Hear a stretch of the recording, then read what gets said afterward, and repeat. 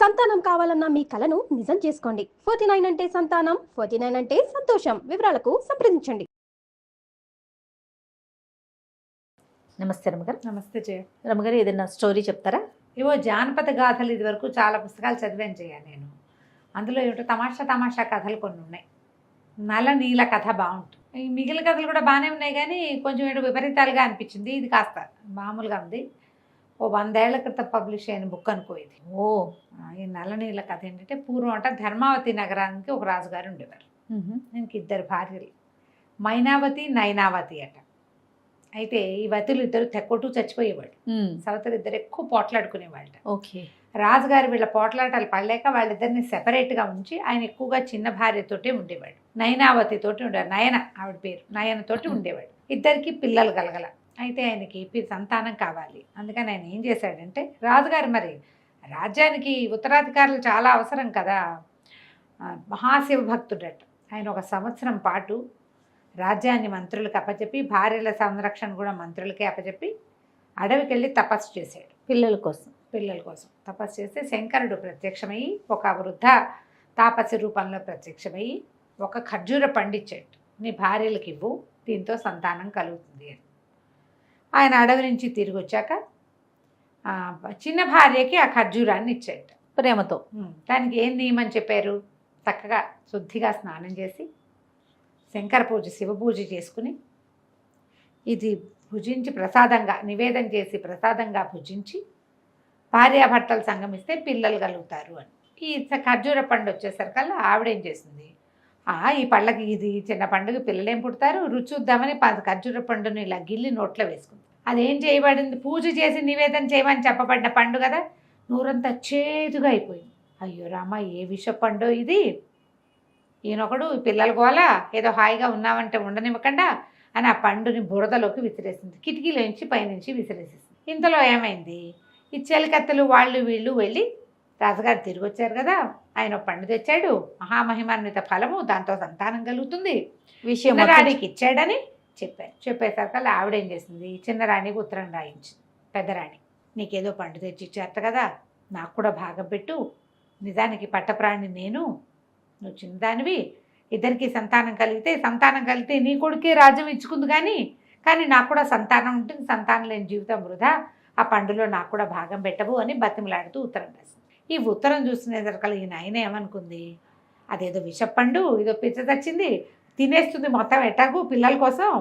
ఈవిడికి చిన్నవిడికి పిల్లల ఆసక్తి పెద్దగా లేదు, రాజ్యము రాజు కావాలని ఉంది. తిని చచ్చూరుకుంటుంది. చిన్న పండు, చిన్న ముక్క తింటేనే రోజంతా నోరు చేదుగా ఉందని ఎక్కడో విసిరేసన్ని మేడ దిగి కిందకెళ్ళి ఆ బురదలో ఎక్కడంతా వెతికి ఆ ఖర్జూర పండుని పట్టుకుంది. దాన్ని కడిగేసి గిన్నెలో పెట్టి పంపించేసరికల్లా పెద్ద ఆవిడ ఏం చేసింది, అది ఎట్లా తినాలి ఏమిటి అనేది అంతా వివరం అంతా తెలుసుకుంది కదా, భర్తని బతిమలాడుకుని నా దగ్గరికి రా, ఇవాళ నువ్వు రామని పిలిచి చక్కగా సాయంకాలం శివ పూజ చేసి ప్రదోషకాల అర్చన చేస్తారు కదా, పండుని నివేదన చేసి ఆ పండుని ప్రసాదంగా పుచ్చుకుని భర్తను తన దగ్గరే ఉంచుకుంది. కొద్ది రోజులకి ఇవిడు గర్భవతి. దాసీలు వాళ్ళు వీళ్ళు చెప్పారు, అవి వచ్చింది ఒకటే పండు, ఆ పండు నీ దగ్గరికి వచ్చింది, నువ్వు కాస్త గర్భవతి అయ్యావు, ఆవిడకి అక్కడ ఏమీ లేదు అనేసరికి ఆవిడ ఏం చేసింది, గర్భవతి అయిన విషయం దాచిపెట్టేసింది, చెప్పలా ఎవరికి. ఆ బిల్డింగ్లో ఉన్న ముసలి దాసీలు తప్పిస్తే పడుచువాళ్ళు అటు ఇటు తిరిగేవాళ్ళు ఎవరికి వాసన కూడా రానివ్వాలి. గర్భాన్ని దాచుకుంది. ఆవిడకి 2 మగపిల్లలు పుట్టారు. నలుడు నీలుడు అని పేరు పెట్టారు. నల నీల. ఈ నలుడు నీలుడు మనకి రామాయణాంతర్గతంగా కనపడతారు. రామాయణంలో నలుడు నీలుడుయే వాళ్ళే మన ఇంజనీర్లు, బ్రిడ్జ్ కట్టిన వాళ్ళు. రామసేతు నిర్మాణంలో ప్రధానమైన వాళ్ళు నలుడు నీలుడు. అయితే ఈ నల నీలుడు ఇద్దరు చక్కగా పెరిగారు. పిల్లలు ఎంతో ముద్దుగా చాలా బాగుండేవాళ్ళు. రాజుగారు కూడా తనకు సంతానం చిన్న భార్యకి చెప్పకుండా మేనేజ్ చేసేవాడు. ఆయనకి తెలుసు చెప్పకుండా అప్పుడప్పుడు ఆవిడ దగ్గరికి వెళ్ళి వచ్చేవాడు. కానీ ఈ సంగతి చెప్పద్దని ఒట్టేయించుకుంది. శివప్రసాదంగా లభించిన పిల్లలు కాబట్టి మాట్లాడకుండా ఊరుకున్నాడు. పిల్లలకు ఒక 8 సంవత్సరాలు వచ్చాక ఓ బంగారు బంతి, బంగారు దండం చేయించి ఇచ్చాడు బాల ఆడుకోవడానికి. ఈ పిల్లల్ని ఆవిడ పొరపాటును కూడా బిల్డింగ్ నుంచి బయటికి వెళ్ళనిచ్చేది కాదు, మొత్తం లోపలే. ఒక 12-13 సంవత్సరాలు ఇంత ఎత్తున అయ్యారు పిల్లలు. 13 ఏడు వచ్చేసరికి సాగుతారుగా మగ పిల్లలు. ఒకనాడు తల్లి కన్ను కప్పి తోటలోకి వెళ్ళిపోయారు ఆడుకోవడానికి. ఆ బాల్ వేసి కొడుతుంటే, మామూలుగానే బాల్ని కొట్టుకుంటుంటే ఏదైనా నడిపిస్తుంటే ఒళ్ళు తెలియదు.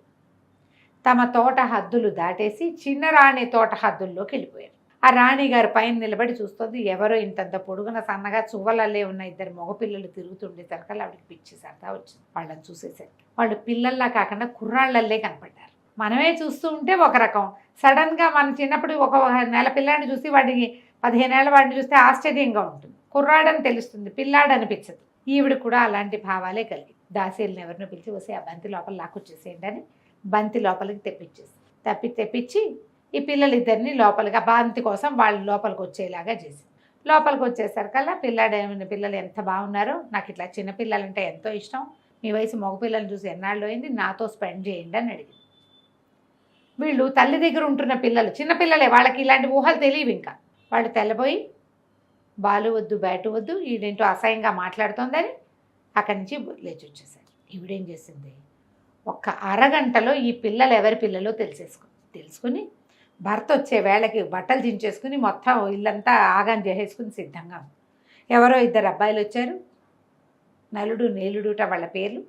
వాళ్ళిద్దరూ నా మీద అఘాయిత్యం చేయబోయారని చెప్పింది భర్తకి. ఆయన తన పిల్లలు ఇంత పని ఎందుకు చేస్తారనుకోలే, పైగా తల్లి వయసు దాంతో ఎందుకు చేస్తారు అనుకోకుండా ఒక ఉగ్ర రూపం దాల్చి ఈ పిల్లలిద్దరిని చంపేయమని ఆజ్ఞించారు. అయ్యో రామ్. చంపేయమనేసరికి ప్రధానమంత్రికి అప్పచెప్పాడు. ఈ పిల్లలిద్దరిని బట్టిన రాణి గోలుమని ఏడ్చి మొత్తుకుంది. ఈ మొత్తుకున్నా ఏమీ లాభం లేదు. ఆ పిల్లలిద్దరిని తీసుకుపోయారు. చెరో గుర్రం ఎక్కించి అడవిలోకి తీసుకెళ్ళి తలకాయలు నరికేయమన్నారు. గుర్రాలు ఎక్కించుకుని వెళ్తుంటే ఆవిడ ఎంత ఏడ్చిందో. తల్లి లేక పుట్టిన పిల్లలు నేను రెండో కంటికి తెలియకుండా పెంచుకున్నాను, చివరికి ఇట్లా సవితి కంటపడేసరికి ఇట్లా అయిపోయింది అని ఏడ్చేసరికి అక్కడ దాకా వెళ్ళేసరికి ఆయనకే అనిపించింది, చిన్నపిల్లలు మంత్రిక పళ్ళు కోసుకుని తినే పిల్లలు పరస్త్రీ పట్ల ఏమైనా చేసే వయసు ఏది అసలు వీళ్ళకి. అందుకని ఆయన ఏం చేశాడు, గుర్రాలతో సహా అడవిలో పిల్లల్ని వదిలిపెట్టేశాడు. మీ ఇష్టం వచ్చిన చోటుకి పోండి నాయన, ప్రస్తుతం ప్రాణాలు కాపాడుకోండి.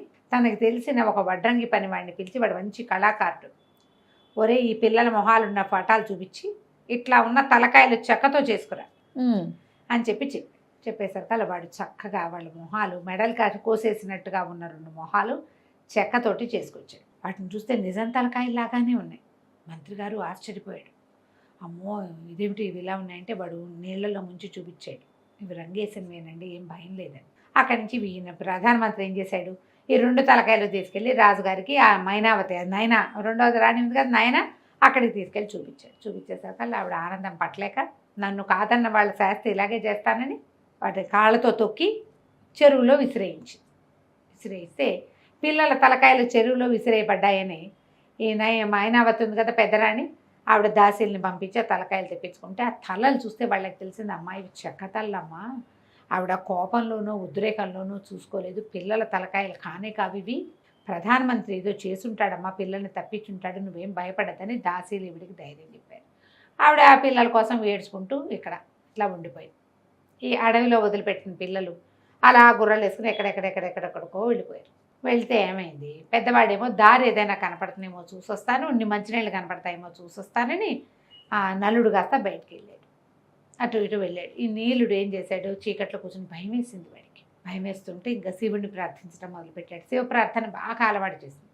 ఈ శివుడు రాత్రి 12 గంటల వేళ భగవంతుడు ఏం చేస్తాడు, పరమేశ్వరుడు శ్మశానవాసిగా తిరుగుతూ ఉంటాడు కదా, ఈ పిల్లాడికి సంతోషాన్ని కలిగించడం కోసం ఒక వెలుగుని సృష్టించి పంపించాడు. అక్కడ అగ్ని మంట కనపడేసరికి పిల్లాడు చలిగా ఉంది, వెలుగు కావాలని దాని మీద ఆ చితుకులు ఈ చితుకులు వేసి మంటని పెద్దది చేశాడు.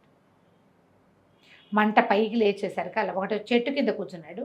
ఆ చెట్టు మీద పగిడి కంటెలు అని రాస్తారు, 2 పిట్టలు పైన బంగారు రంగులో ఉంటాయట. చెట్టు మీద కూర్చుని ఆ పొగకి వాటి కళ్ళు పోయినాయి. అయ్యో పోయేసరికల్లా ఆడ పగిడి కంటే ఏం చేస్తుందంటే ఆ నిప్పులోకి దూకేస్తూ, ఈ దుర్మార్గుడు ఎవడో ఈ పని చేశాడు, నన్ను తిన్నవాడు 12 ఏళ్ళు నానా కష్టాలు పడతాడు అని నిప్పుల్లోకి దూకేసి, మొగది మాత్రం ఏమందిట, నువ్వు నేను ఓసారి చచ్చిపోయే అవకాశం ఇచ్చిన వాడు ఎవడో బంగారు కొండ, నన్ను తిన్నవాడు రాజు అవుతాడని నిప్పుల్లోకి దూకింది. ఈ పైనుంచి నిప్పుల్లో పడ్డ ఈ 2 పక్షుల్ని చూశాడు ఈ పిల్లాడు. ఇక్కడ కూర్చుని ఉన్నాడు కదా నీలుడు, వాడేం చేశాడు, అబ్బో చక్క వాటంతా అవే పడ్డాయి, ఆహారం సరిపోతుందని ఆ కాలిపోయిన పక్షి పై ఇదంతా ఈకలన్నీ తీసి బాగా పక్వంగా అయిన ఆడపక్షి మాంసాన్ని వాడు తిన్నాడు. మగపక్షిది అన్నయ్య కోసం అట్టపెట్టాడు నలుడికి. నలుడు అదంతా తిరిగి వచ్చి వాడు వచ్చి కూర్చుని తిన్నాడు. ఇద్దరు ఆ చెట్టు బోధక అనుకున్నారు. ఆ వెలుగు కనపడుతూనే ఉంది, నిద్రపోతున్నారు. తెల్లవారుజామున వీడికి దాహం వేస్తుంది. చిన్నోడిక పెద్దవాడికి. అదే బయటికి వెళ్ళి వచ్చాడుగా, మగపక్షిని తిన్నవాడికి నలుగురికి. దాహంగా ఉంది. దాహం వేస్తుంది. సరే ఏం చేశాడు, లేచి మరి మంచినీళ్ళు తాగొద్దామని ఎక్కడున్నాయో నీళ్లు వెతుక్కుంటూ పోయాడు. దారి తప్పేశాడు. నడిచి నడిచి నడిచి నడిచి ఒక గ్రామపు శివార్లకి చేరాడు. చేరితే ఆ గ్రామం ఒక నగరానికి మొదటిది. అది బేబంది నగరం అని ఒక నగరం అట. ఆ నగరానికి రాజుగారు చనిపోయాడు. రాజుకు ఒక కూతురు ఉంది, సుజన, ఆవిడ పేరు సుజన అబాయోను ఏదో రాస్తారు.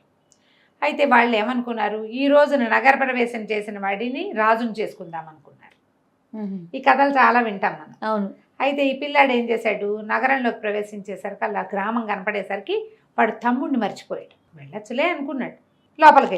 లోపలికి వెళ్ళేసరికి అలా సరే అంతా దండోరాలు అవి వినపడుతున్నాయి. తర్వాత ఏమో ప్రజలు చాలామంది నడిచొస్తున్నది కనపడుతుంటే ఈ పిల్లాడు ఆ ఊరేగింపుగా వస్తున్న దానికి ఈ నలుడు ఎదురెళ్ళాడు. వెళ్ళేసరికి ఆ పెద్ద భద్రగజం ఒకటి నడిచొస్తుంది.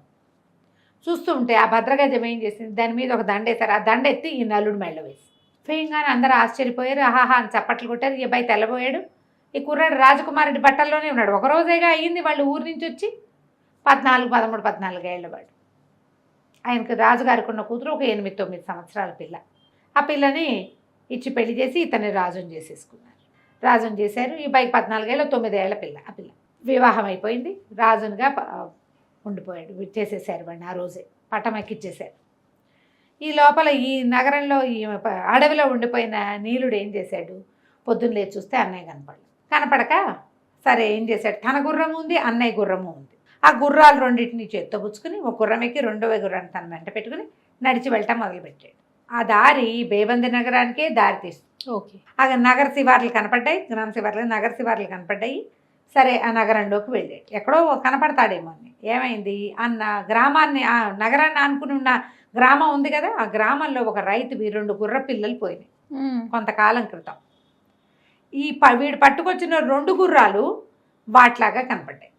దాంతో ఆ రైతు, ఇదిగో నా గుర్రాలు ఇవి నావే, నిరుడు ముందరేడు పోయినాయి, ఈ సంవత్సరం పెద్దవైపోయినాయి, వీడు పెద్దవి చేశాక ఈ నగరంలోకి తీసుకొచ్చాడని వీడిని పట్టుకునేసరికల్లా సరే గుర్రాల దొంగ దొరికాడని గందరగోళంగా పట్టేశారు. రాజు పట్టొచ్చారు, వాళ్ళు వచ్చారు, వీళ్ళు వచ్చారు.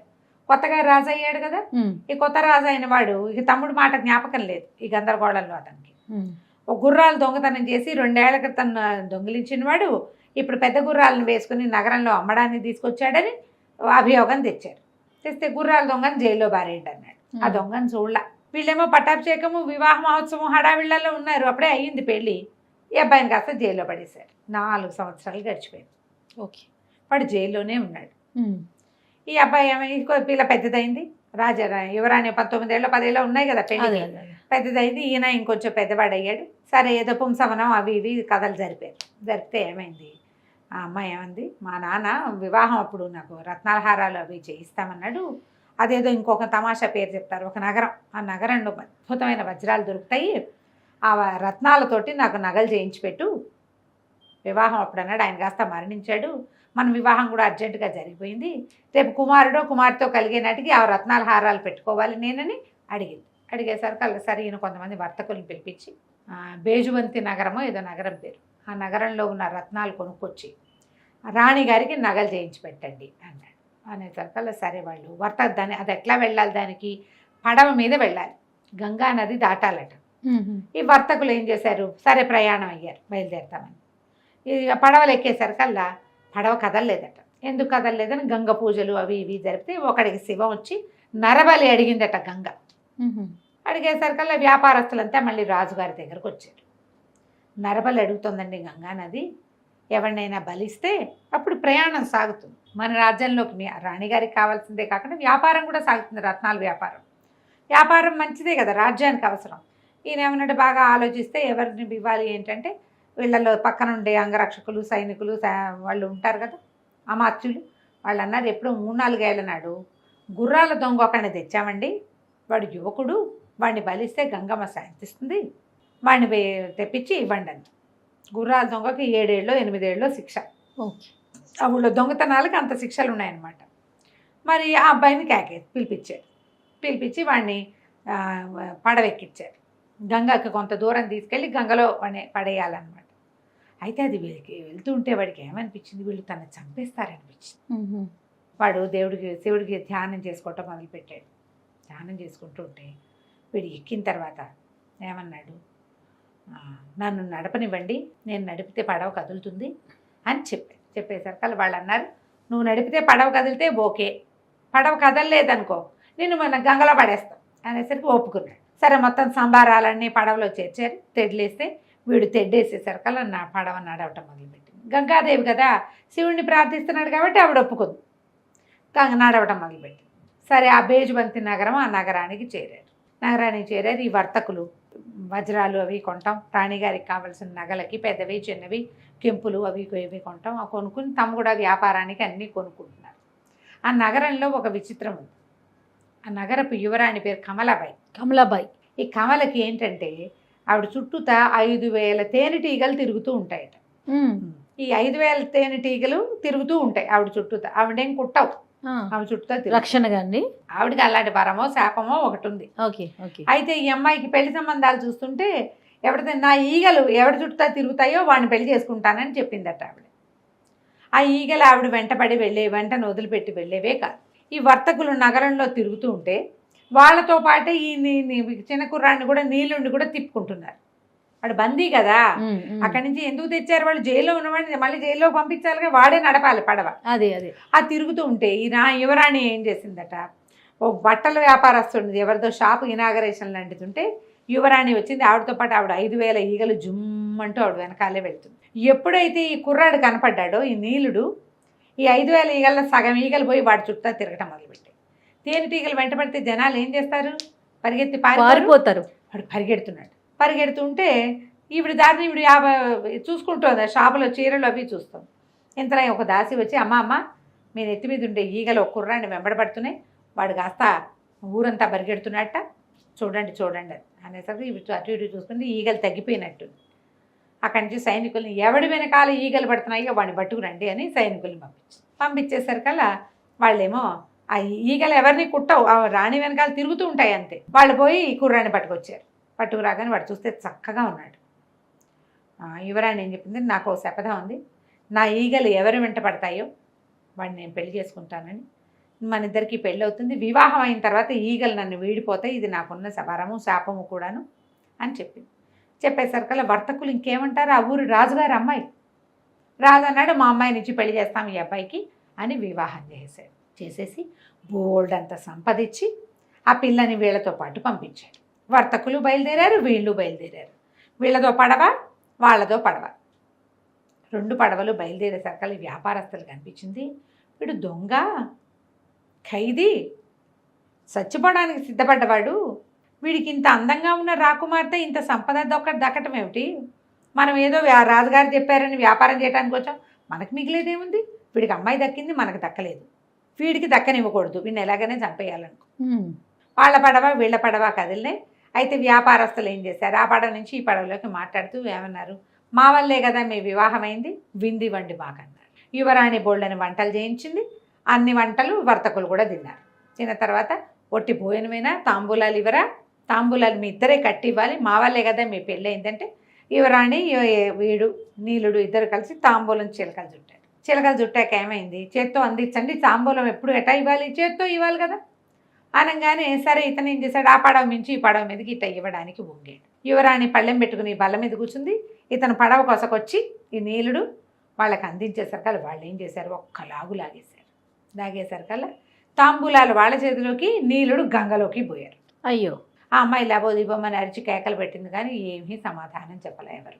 వీళ్ళు ఏం చేశారు, వ్యాపారస్తులు రాజుగారి దగ్గరికి తీసుకుపోయారు, నలుడి దగ్గరికి తీసుకెళ్ళి బ్రహ్మాండంగా ఇదిగోండి ఈ వజ్రాలు తెచ్చాం, ఈ రత్నాలు తెచ్చాం, ఈ కెంపులు, ఈ పచ్చలు అవి ఇవి మొత్తం ప్రదర్శించారు, ఇదిగోండి రత్నాల హారం మన రాణిగారికి చేయించామని, దీంతో పాటుగా మీకు ఒక అందమైన అమ్మాయిని కానుగ్గా తెచ్చాం అని చెప్పి ఆ యువరాణి కమలాబాయిని ఆ ఆస్తులతో సహా రాజుగారికి ప్రజెంట్ చేశారు.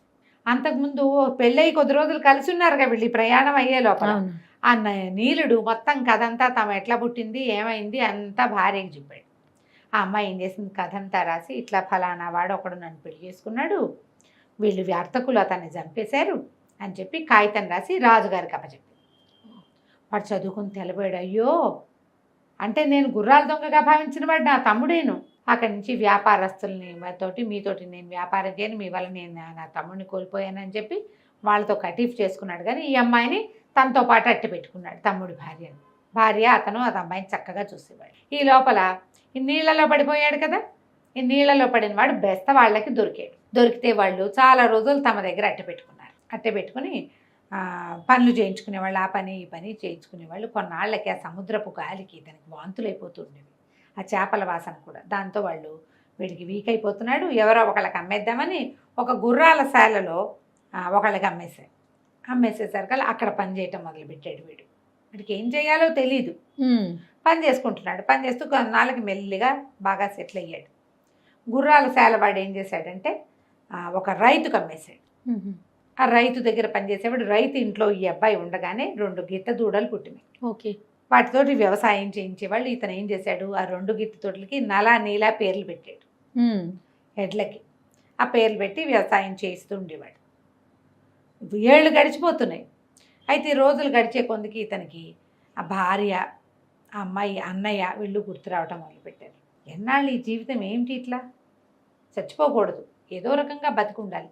కానీ ఇంకా ఇతనికి ఇక్కడ ఉండబుద్ధి కాక ఏం చేశాడంటే ఎడ్లకి నమస్కారం చేసి వెళ్ళిపోయాడు అక్కడి నుంచి. ఒక ఏక్తారా మెట్టు సన్యాసి బట్టలు వేసుకుని నల నీల గాథని ఒక పాటలాగా రాసి పాడుకుంటూ తిరుగుతూ ఉండేవాడు.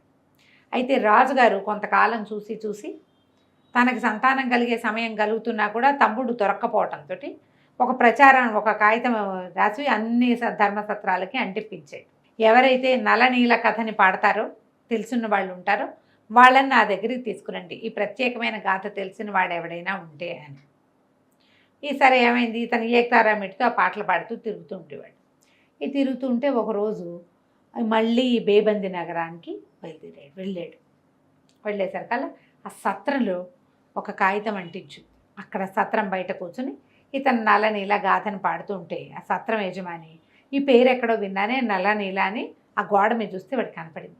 అబ్బో, రాజుగారు చెప్పింది ఇతని గురించి అయ్యి ఉంటుంది, ఈ పాట పాడేవాడిని ఎవడో తీసుకురమ్మన్నారని వీడిని మోసుకుని తీసుకెళ్ళేసరికి అక్కడికి వెళ్ళేసరికి అక్కడ మొత్తం పాట అంతా పాడేసరికి రాజుగారు వెంటనే అప్పటికి ఎన్నేళ్ళు గడిచిపోయినాయో, పెద్దవాళ్ళు అయిపోయారు.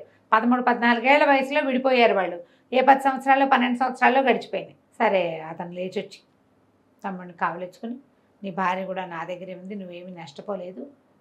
ఇది ఎప్పటికి ఎన్నేళ్ళు అయింది, 12 ఏళ్ళు కష్టపడతాడు అని చెప్పి ఈ 12 సంవత్సరాలు అన్నతోటి సెపరేట్గానే ఉన్నాడు. ఒకళ్ళనొకళ్ళు గుర్తుపట్టారు. సరే, అతను ఏం చేశాడు, తమ్ముడికి స్నానం చేయించి అన్ని చక్కగా దగ్గర చేసి మనం ధర్మావతి నగరం మీదకి వెళ్దాం, మన తండ్రి ఎలా ఉన్నాడో చూద్దామని చెప్పి మొత్తం చతురంగ బల సమేతంగా ధర్మావతి నగరం మీదకి దాడి చేశాడు. ఆ నగరానికి రాజు తమ తండ్రి కదా, అక్కడికి వెళ్ళి చూస్తే వాళ్ళకి సంతానం లేదు, తల్లి మాత్రం బతికే ఉంది. ఈ తన సవితల్లిని శిక్షించి తండ్రిని మాత్రం క్షమించారు. ఆమె చెప్పిన మాటల వల్ల కదా ఈయన ఇలా అయింది. అదే. ఆ తర్వాత వీళ్ళిద్దరూ చెరువు నగరాన్ని ఏలుకున్నారు. ధర్మావతి నగరాన్ని కూడా వాళ్ళిద్దరే చెరిసగము చేసుకుని హాయిగా ఉన్నారు. కథ కంచికి మనం ఇంటికి. అన్ని ట్విస్టులే. నమస్తే రమ్మగారు. నమస్తే.